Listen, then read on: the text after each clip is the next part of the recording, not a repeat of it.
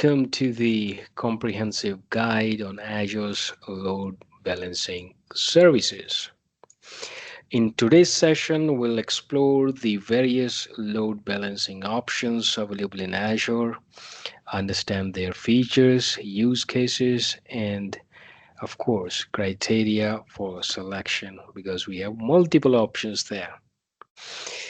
By the end of this video, you'll have a clear understanding of how to optimize your application's performance and availability using Azure's load balancing solutions.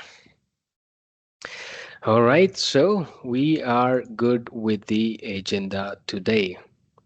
So let's start with the very basic question, which is what is load balancing? What is load balancing is something that needs to understand before we jump into the options that we have for the load balancing. So as the name says, it is going to balance the load. Now, load of what? Load of network traffic.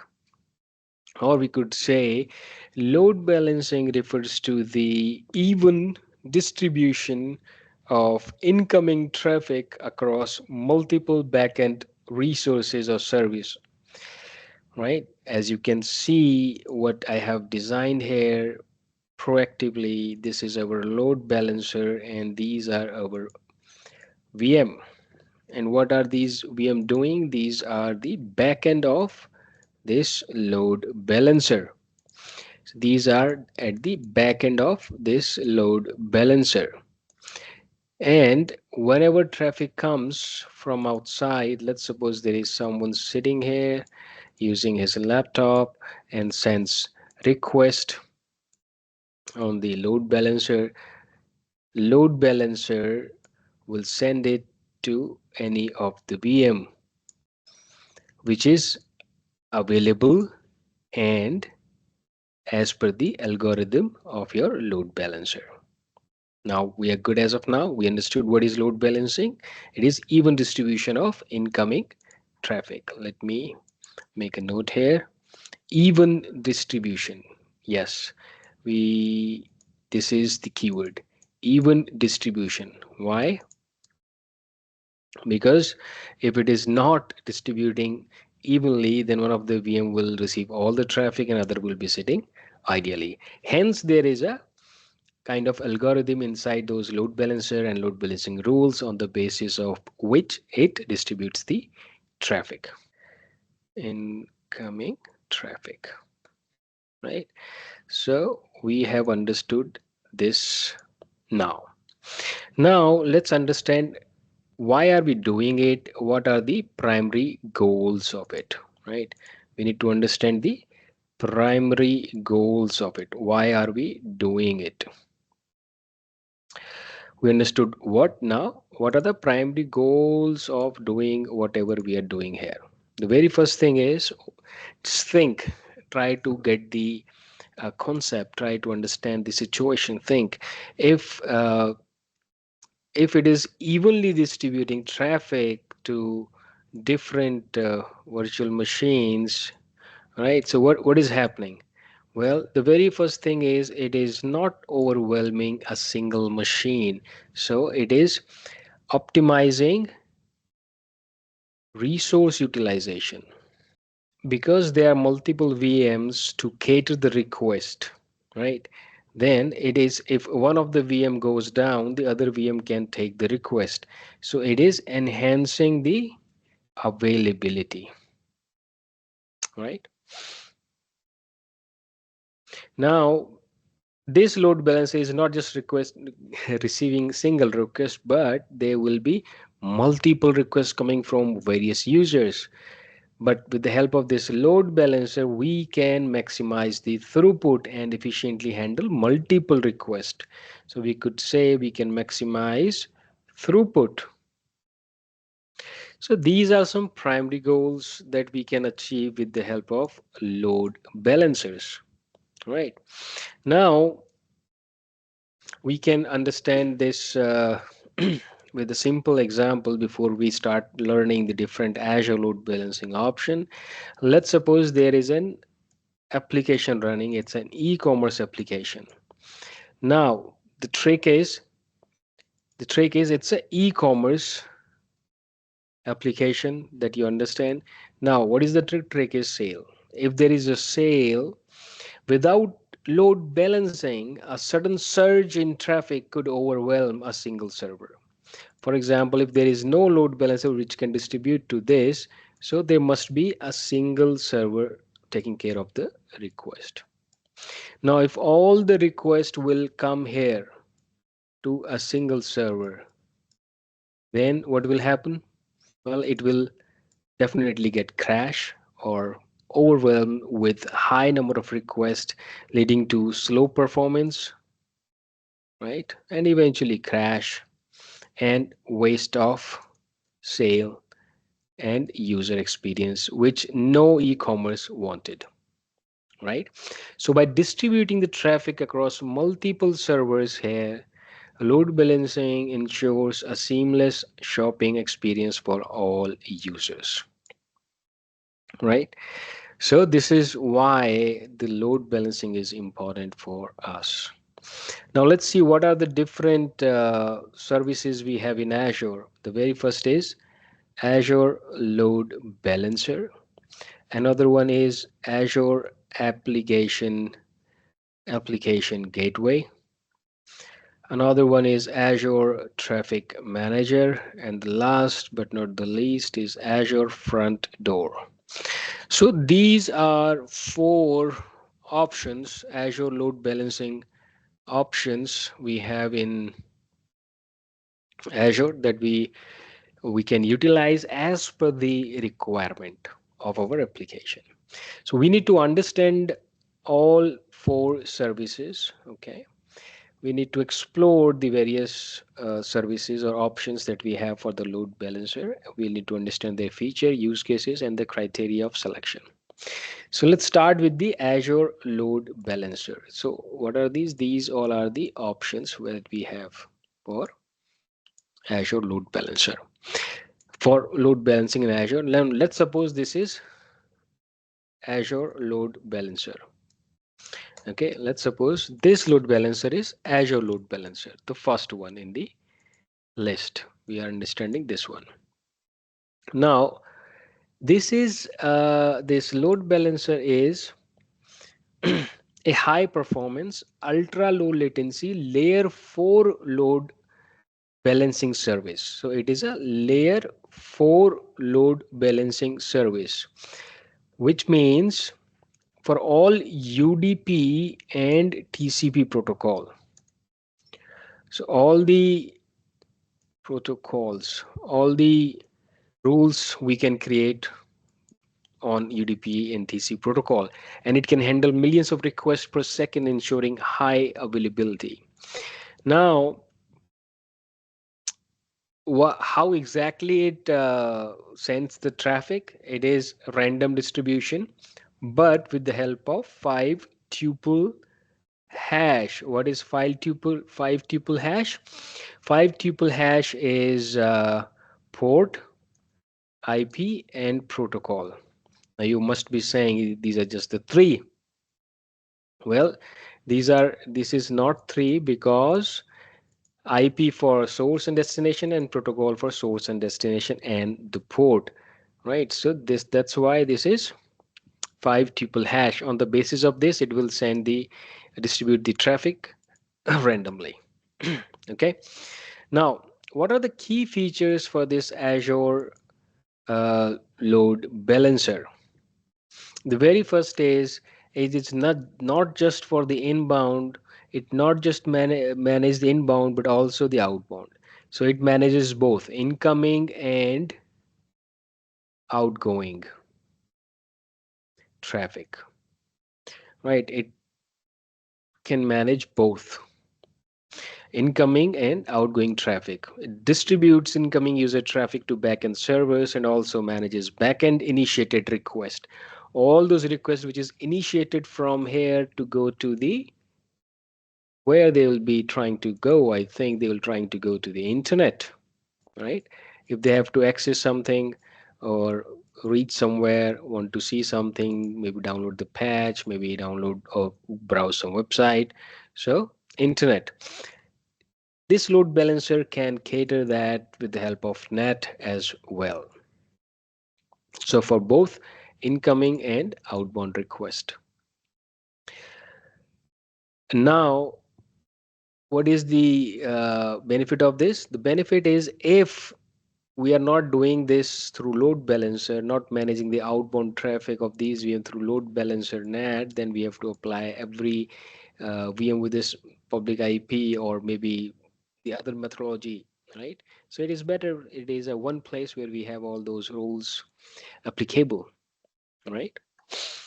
Okay, then, what is the other feature it offers us? The health probe. What are health probes? Health probes are simple thing. How this load balancer know which of these VMs are up and running or able to cater the user request.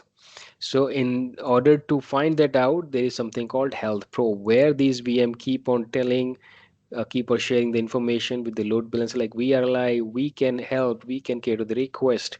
And how exactly it happens? It happens because load balancer sends a probe to backend server in every 10 seconds. For example, it try to establish a TCP connection. Is the server running? It might send HTTP GET request to confirm if web application is responding. Uh, Similarly, uh, once it receives the request, he knows that there is an active virtual machine. If server fails the health check, then it would be 500 HTTP error maybe, and load balancer stops sending traffic to that server. So this is what the mechanism is. These will say, are you okay? This guy will say, yes I am. Can you take the request? It will say, yes I can, right? If he will not receive anything from this VM, then this will know we need not to send the traffic to this VM. This is what the health probes do, and we can configure health probe in the Azure Load Balancer, the layer 4 load balancer, which has 5 tuple hash, port IP protocol, and distribute traffic randomly. Now, the third thing is automatic configuration. So, what is automatic configuration? We must understand this. It simply means, for example, this VM we understood because could not send the health probe to the load balancer. So this is down. So what we'll do, we'll create another VM and put it there. But load balancer now start automatic sending the traffic to the new VM that we have added. That's the very first thing. So it adjusts to changes such as scaling up or down or without manual intervention. When the backend environment changes dynamically, Azure Load Balancer automatically adapts without manual intervention. This is what the automatic configuration means. So, how exactly it works, as I explained, but for the sake of understanding, let me rephrase myself. If a backend server fails, load balancer stops sending traffic to it and reroutes request. If a new VM is added, load balancer automatically includes it in the traffic distribution. No need to manually update backend configurations, right? So these are the features that our load balancer offers, and any use case which require these features, we should opt for it. For example, if we need to distribute traffic to virtual machine within a virtual network, Azure Load Balancer is your guy. If you need to provide high availability for application by distributing traffic across multiple VMs, Azure Load Balancer, you can go for it. If you need to balance known non-HTTP traffic like SMTP or FTP, Azure Load Balancer is your choice, right? So this is all about Azure Load Balancer. Let's try to understand the second, which is our application gateway.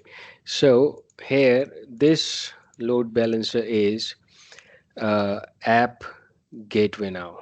This is the another or second option that we have. What is app gateway?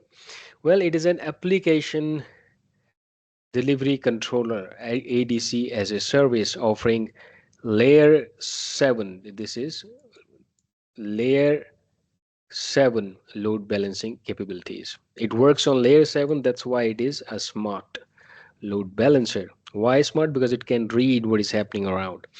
And because of this functionality of app gateway, it has multiple wonderful features like SSL termination or offloading. What exactly this means, we need to understand that. Now, come on. No, we don't. Offloading. Now, if there is a request comes, right, there is somebody sitting somewhere trying to access our virtual machine, which is behind this app gateway, right, and request comes from here. Now, this request must be HTTPS, right? Now, app gateway has the functionality of SSL offloading, which means it will decrypt it here and no need to decrypt on the virtual machines, which means it will save the CPU cycle for the virtual machines and enhance the performance of the virtual machine by enabling or terminating SSL at the app gateway. So it reduces the CPU load on the backend server, right?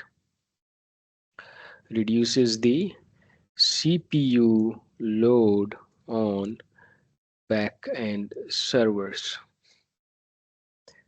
This is very important because we need to understand why SSL termination is that important. So it frees up server resources for application processing, and of course it will improve response time, right? Because offloading SSL improves performance for high traffic website because your VM is free, and it of course simplifies cert management because now you are doing it at the one place rather than on each VM.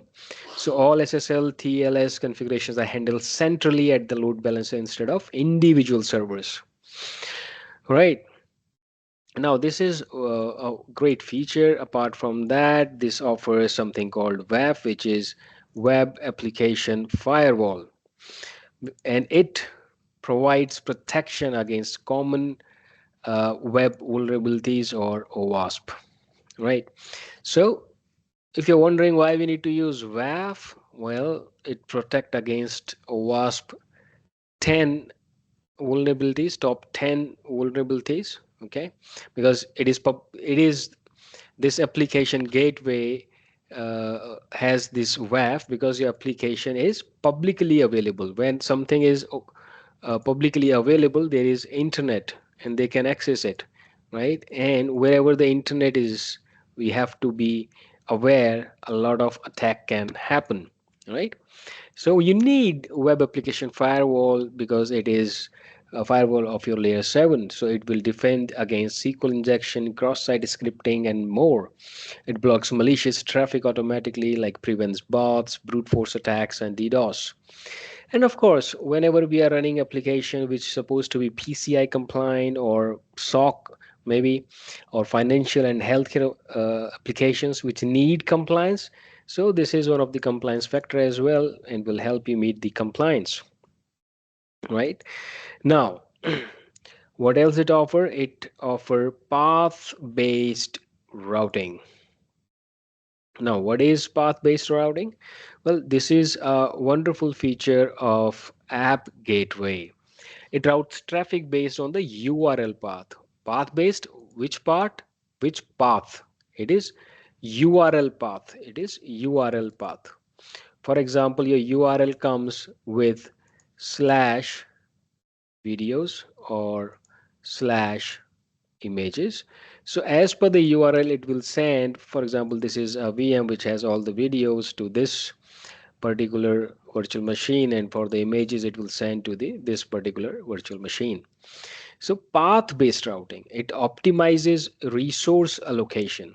Okay, it optimizes resource allocation. Different application components like APIs, media, right, are handled separately. So path-based routing will optimize resource allocation and it improves load balancing. How it improves load balancing? Because specific backend pools handle specific requests. For example, I gave like videos for this, images for this, right? And then, of course, it will enhance the microservices architecture. It is ideal for containerized and microservices based deployments because they are different service catering different request, and we can send that particular request to that particular service, right? There may be cart, maybe money, maybe like cost, right?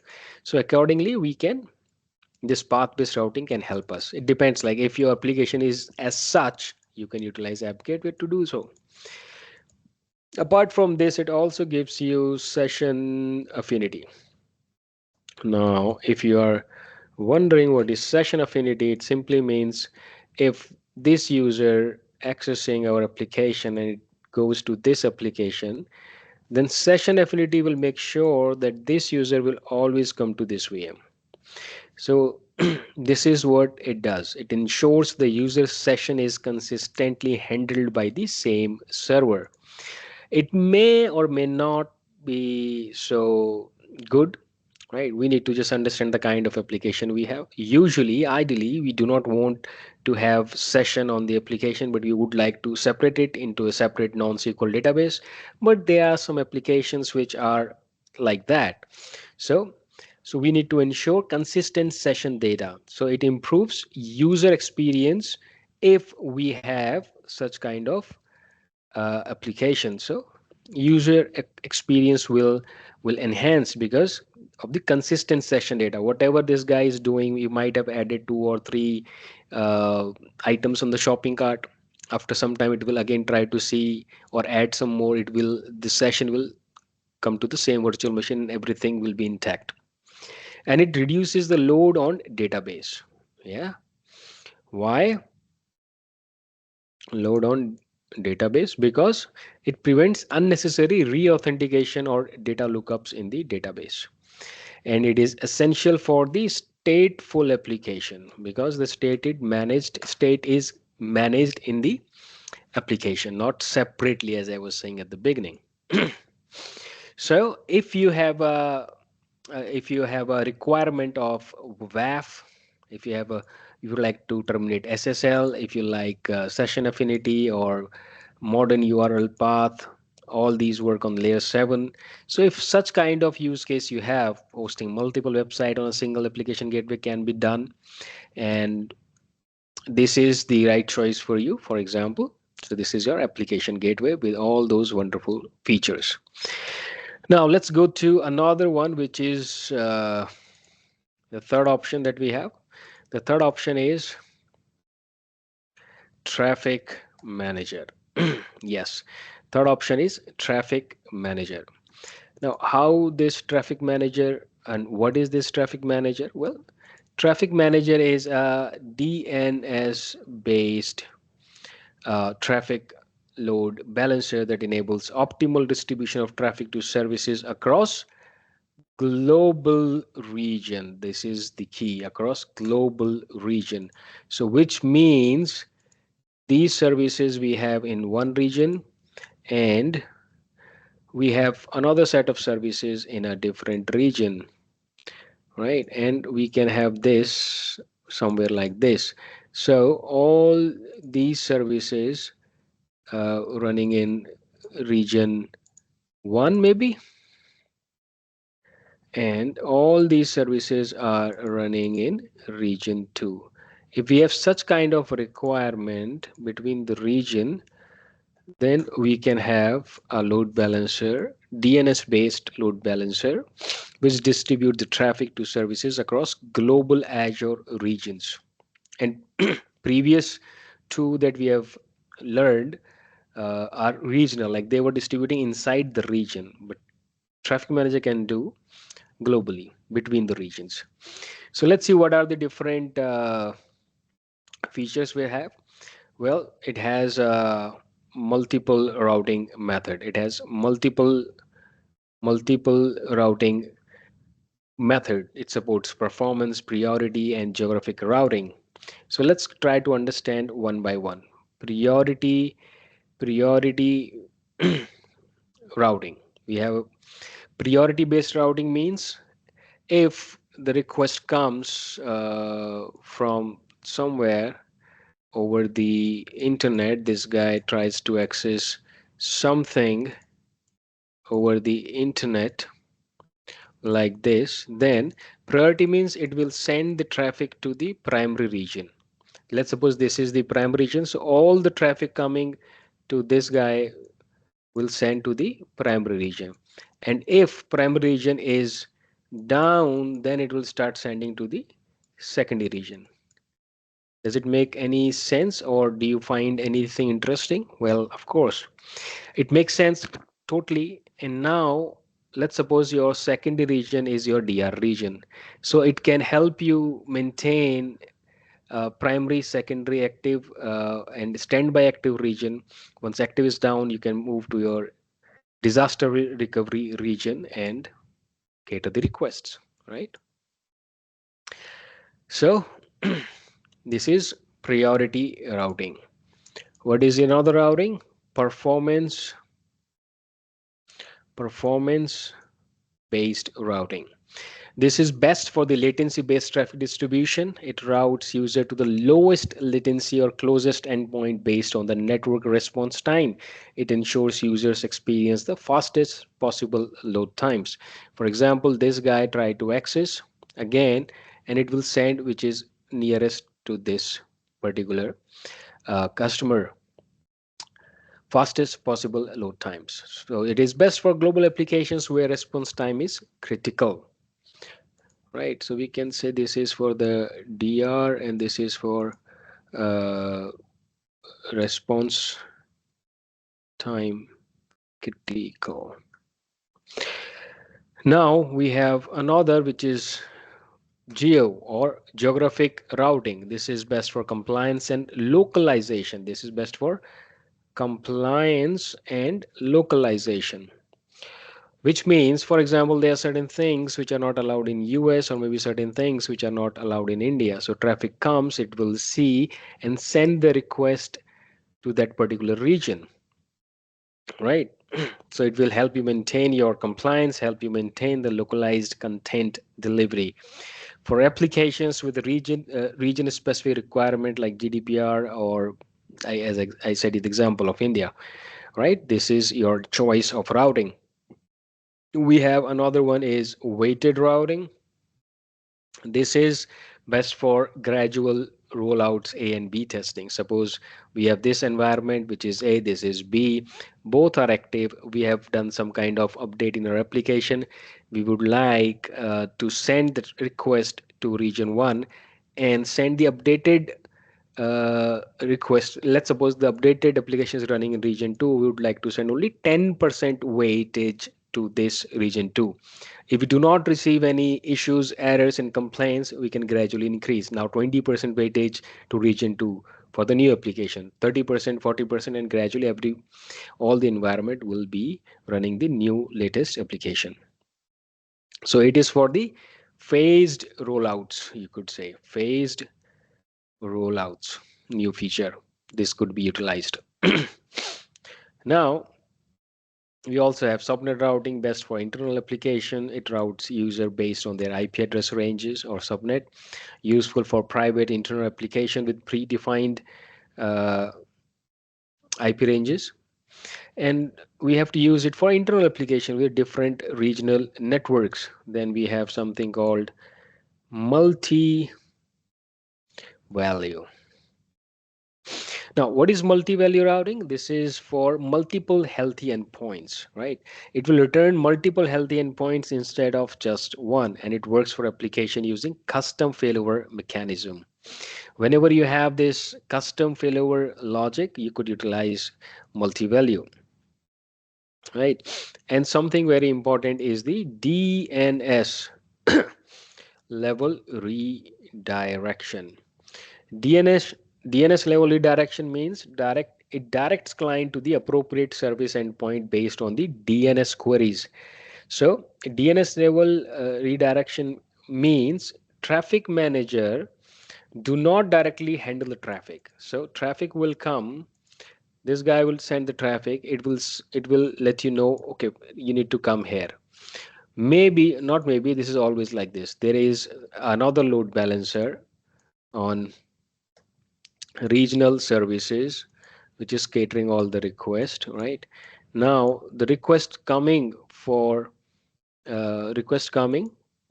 here to traffic manager. Now traffic manager will send it directly to this.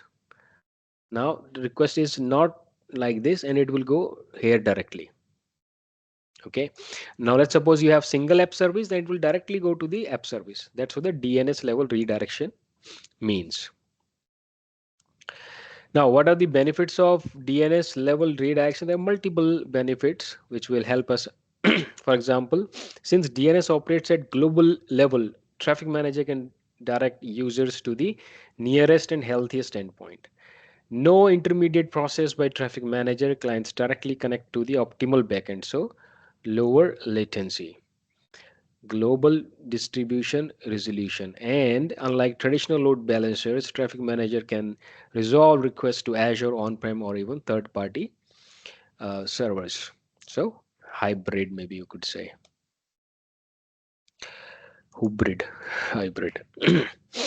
Now the last one, not the least, is something called front door. This is our Azure front door. Azure front door. You could say this is a big brother of app gateway, which means it has all those wonderful features that app gateway provides, but on a global level. So it is again layer 7 global global level.